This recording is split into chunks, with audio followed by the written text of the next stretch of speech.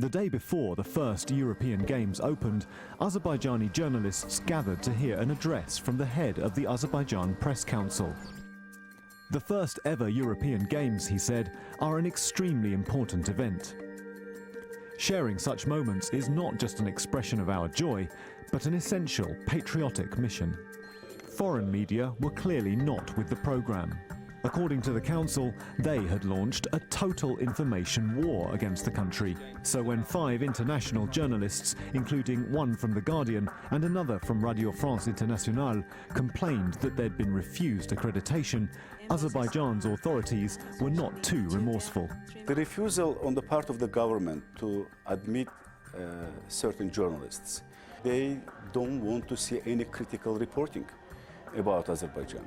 They say, okay, you can come to Azerbaijan, but report about how beautiful we are, how wonderful we are, how great is our food, how advanced we are, but don't talk about those people who are in jail, don't talk about corruption. And the government's attempt to create this criticism-free zone failed. During the European Games, several newspapers like The Guardian, Independent, Der Spiegel, Le Monde started publishing identical articles about human rights and freedom of speech issues in Azerbaijan. Why did The Guardian suddenly publish more than 30 articles about Azerbaijan in 1 month, and only 2 had anything to do with the European Games? German newspapers published more than 30 negative articles in less than 10 days. The international media coverage has remained consistent, at least in the Western media, criticism of the Azeri authorities, criticism of their human rights record and of the high-level corruption. The international community has called on Azerbaijan to release political prisoners. Much of that work was initiated by one of Azerbaijan's top investigative reporters. And even though she's behind bars now, even though Khadija Ismailova is in pre-trial detention and has been for the past 9 months or so, her work has been carried forward. Nor has Ismailova herself remained silent. Letters smuggled out of jail, the latest published in the New York Times, have drawn global attention to her imprisonment and that of 7 other journalists. Midway through the Games, a group of 25 countries at the UN criticised Azerbaijan's press freedom record. One outlet that has been under pressure is Azadliq, a newspaper based in the capital. Azadliq has had to pay huge fines. Our editor-in-chief has been arrested. Our satirical writer was also arrested. One of our workers was raped and beaten. 2 of our colleagues had to leave the country after being stabbed.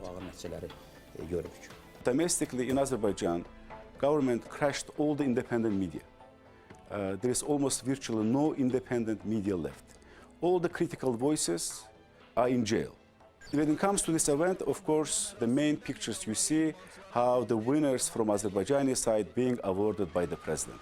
He's there and he's presenting the award. He's using this opportunity to show that, see, your success is connected to me. Using the media to build a cult of personality is a tactic Ilham Aliyev would have learned from his father, Heydar Aliyev, the country's first post-Soviet leader. The family has held the presidency since Azerbaijan gained independence in 1991. And in these 24 years, their hold over key industries, banking, gold mining, telecommunications, has intensified.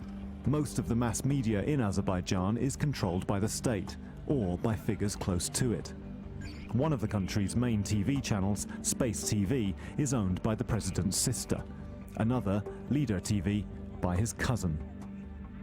Most of the media in Azerbaijan is state-controlled, and the message has been very singular and straight to the point ever since they won the right to host these games. And that has been to bolster Azeri identity. The lack of transparency and how much it really did cost the Azeri people isn't something that the Azeri people have actually been able to discuss. The media in Azerbaijan have abandoned the basic principles of the profession.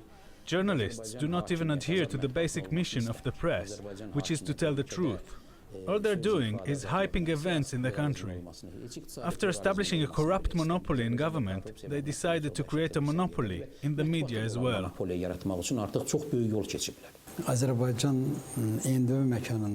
Azerbaijan rejected media censorship back in 1996, and today the media is developing despite some economic problems. Azerbaijan's media are becoming more professional with each and every international event. And I'm sure that the attitudes of the world towards our country will change in a positive way. The government's paranoia about Azerbaijan's public image is a hangover of the independence struggle.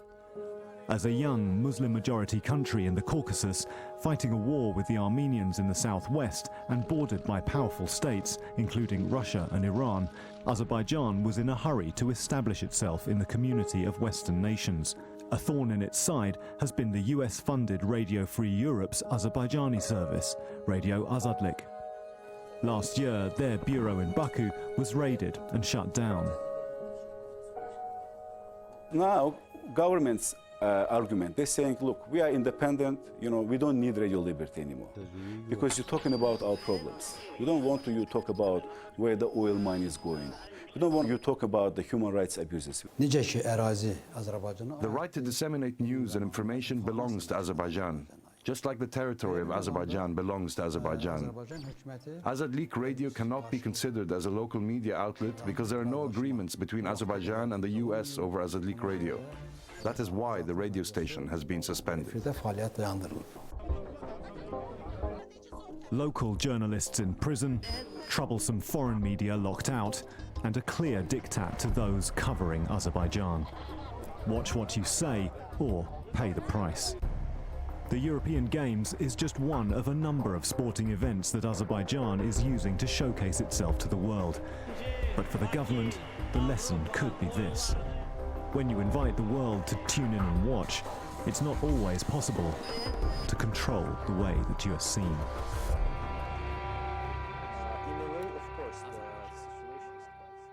On the download this week, our viewers on the games in Azerbaijan and the challenges of reporting from there. The reaction of Azerbaijani government to the coverage of the European Games has been quite interesting. They've come up with a very interesting concept, saying that all of the negative coverage is part of this anti-Azerbaijan campaign directed from the US and more recently Germany. So they've blamed every single outlet and journalists for double standards. Journalists must be objective. This is the main feature of our profession and professionalism. Some Western media organizations just put the positive and sports meaning of the games away and politicize it. I think they don't investigate some issues and just blame the country. We all know that there must be at least 3 positions in an article and right of reply, but unfortunately we don't see them in their articles.